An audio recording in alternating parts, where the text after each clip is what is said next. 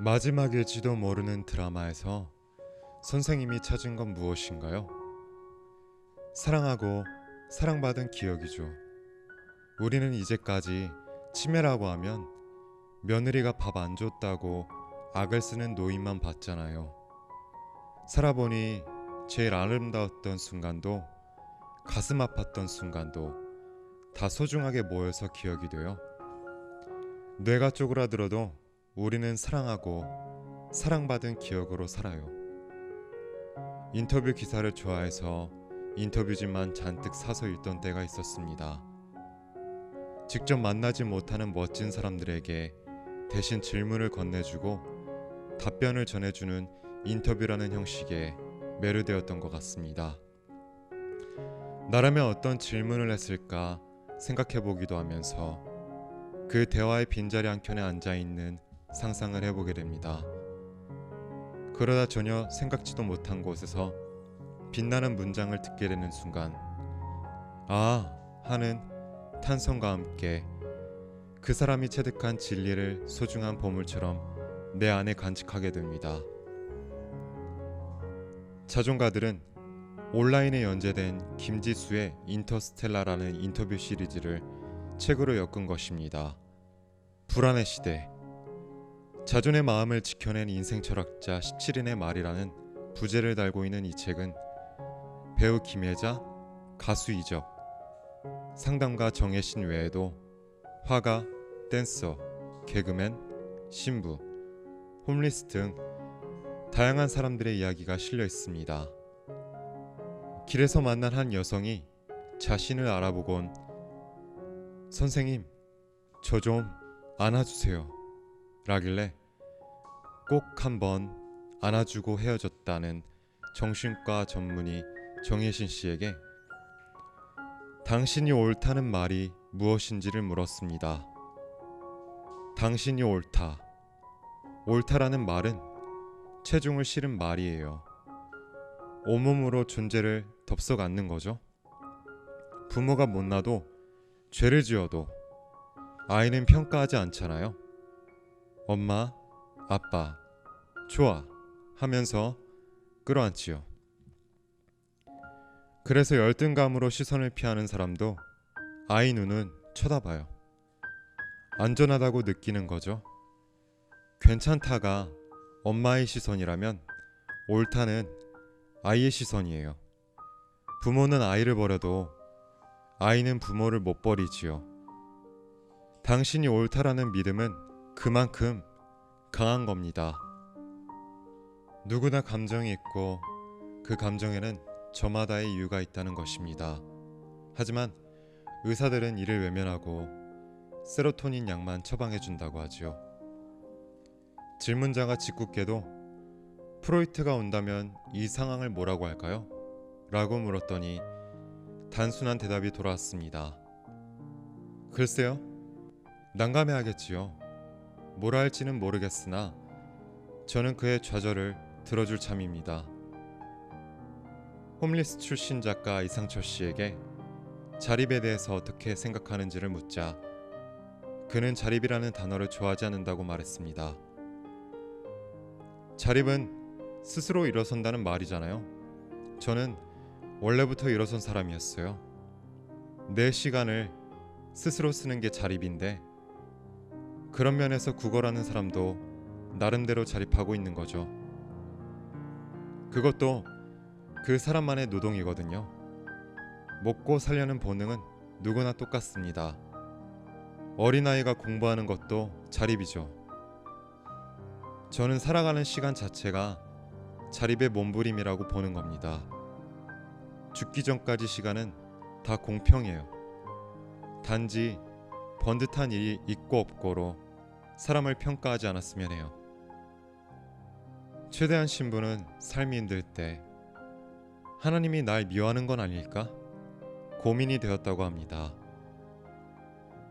부활에 대한 믿음이 있다 하여도 때론 절망을 느끼고 허무할 때가 있다고 말합니다. 그에게 신은 어떤 존재였을까요? 내가 이럴 것이다 라고 생각하면 항상 그보다 더 커지는 존재였어요. 잡으려고 해도 잡히지 않았죠. 가끔은 그분이 출장 중이라고 느낄 때도 있지만 어느 순간 가까이 와 있더군요. 하느님이 사랑이라는 건 확신합니다. 하지만 그 사랑이 어떤 형태인지는 늘 미스터리예요. 오스트리아에 있는 신학자 친구가 1000페이지에 가까운 논문을 썼는데 결론은 하나님은 인간이 다 알 수 없는 분이라는 거였어요. 다만 인간이 어떤 길을 가든 그 길에서 미래를 열어주시는 분이라는 거죠. 한쪽 문을 닫으면 다른 쪽 문을 열고 기다리고 계시지요.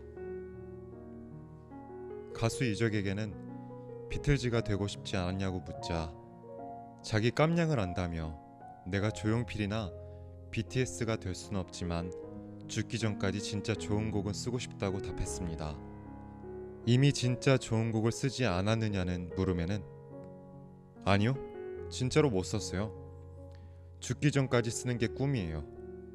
그 곡 하나로 내 인생이 의미 있었다 라고 할 만한 곡, 아주 소박한 노래일 수도 아주 복잡한 노래일 수도 있는 그런 곡이요 라고 대답했습니다. 머릿속으로 왼손잡이, 달팽이, 다행이다, 거위의 꿈 등이 스쳐 지나갔지만 그의 대답은 절박하리만큼 단호했습니다. 음악인으로 오래 살아남은 비결에 대하여는 이렇게 답변했습니다. 뭔가를 쫓아가지도 않았고 그렇다고 골방으로 들어가지도 않았어요. 남의 평가와 내 평가 사이에서 갈등을 할 땐 나만의 룰을 따랐어요. 정신승리가 따로 있는 게 아니에요. 자기만의 페이스로 자기만의 플레이를 하는 거죠.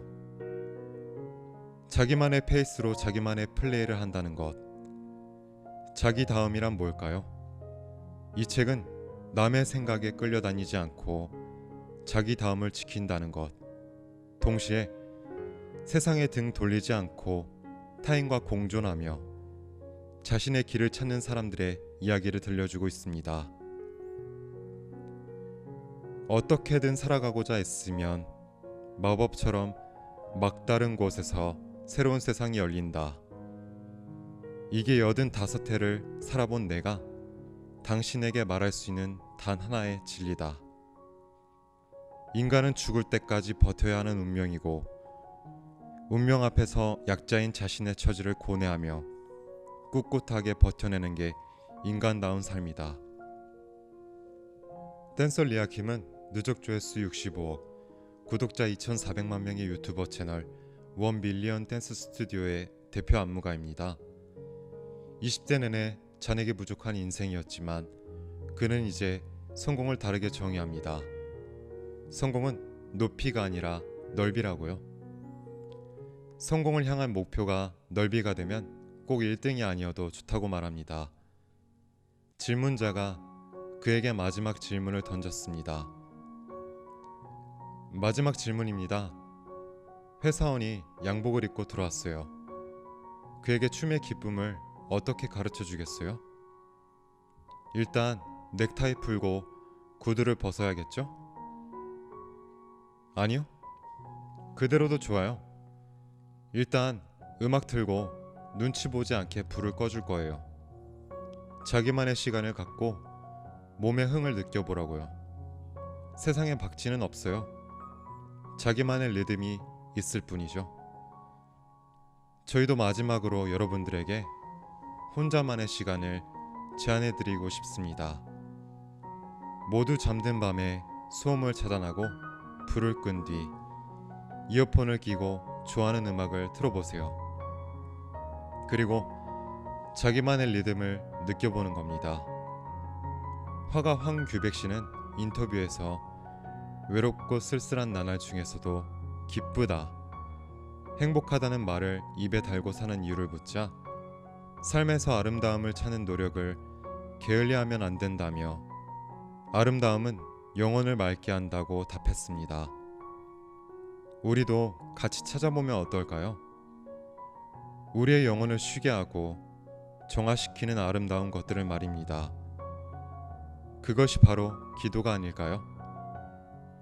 여러분들의 영혼이 항상 맑고 아름답게 빛나기를 기도합니다.